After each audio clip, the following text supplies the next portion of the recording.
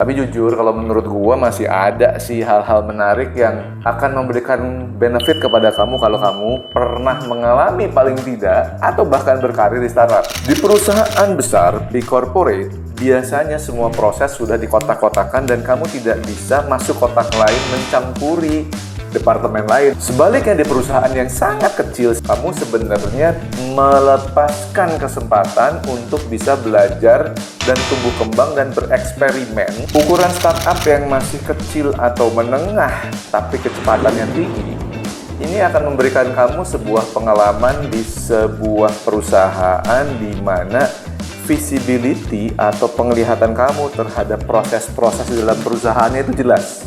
Kamu nggak akan dapat di perusahaan-perusahaan besar. Kamu juga nggak akan bisa mendapatkan kecepatan ini di perusahaan-perusahaan atau UKM yang menyenangkan bekerja sama dengan orang-orang yang tidak membosankan. Lu ke kantor jadi semangat, lu ke kantor jadi excited ketemu hal-hal baru. Di startup, kamu juga biasanya akan bekerja di sebuah tim yang memang kreatif. Kenapa kreatif? Ya mereka kan tujuannya harus menciptakan hal-hal baru di sebuah lingkungan yang banyak berubahnya. Otomatis orang-orang di dalam itu ada orang-orang yang memang pikirannya tuh terbuka, bebas, diskusinya jarang diskusi-diskusi yang berputar-putar di situ aja. Kita semua ini punya cara berdiskusi, kita punya metode brainstorming, kita punya metode untuk pencapaian target, dan kamu bisa belajar dari sini dan membentuk diri kamu menjadi pribadi yang terbuka, di mana terbuka, kreatif, itu sebuah value yang dicari-cari sama perusahaan di masa depan. Ada plus poinnya.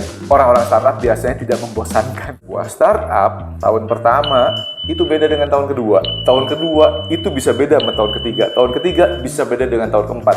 4 tahun kamu belajar 4 tahun yang berbeda. Kalau kamu di UKM yang kecil, 4 tahun kamu ngulang tahun pertama 4 kali. Sehingga kemampuan kamu belajar hal-hal yang berbeda di tahun-tahun yang berbeda, ini mungkin bisa membantu kamu untuk mendapatkan pengalaman yang mempermudah kamu nanti untuk stretch, naik jenjang di perusahaan selanjutnya atau di perusahaan itu juga. Atau bahkan mungkin bermanfaat kalau kamu nanti mau jadi entrepreneur sendiri.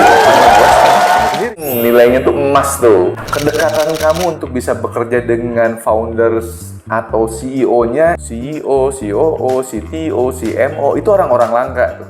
Kamu bisa belajar banyak hal dari mereka. Dan actually di startup yang ukurannya belum terlalu gede, kamu bisa belajar dari keberhasilannya dia. Kamu bisa belajar dari kegagalannya dia. Kamu bisa belajar strategic thinking. Kamu bisa belajar visioning. Kamu bisa belajar juga resiliensinya dia. Kenapa kok orang ini jatuh bangun nggak nyerah-nyerah? Itu juga sebetulnya sesuatu yang nilainya tuh emas tuh.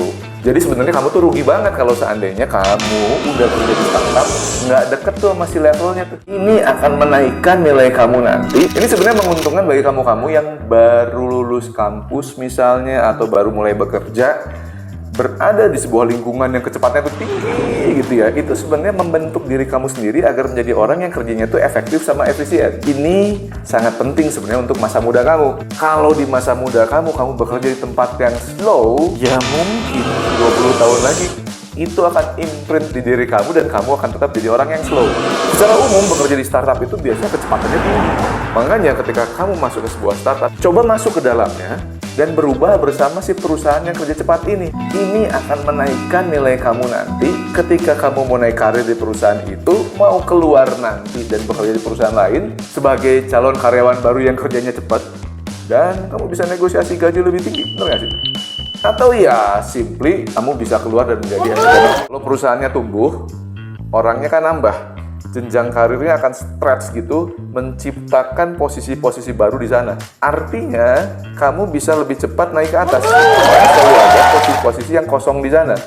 Of course, ini hanya akan kejadian pada kamu-kamu yang agility-nya tinggi.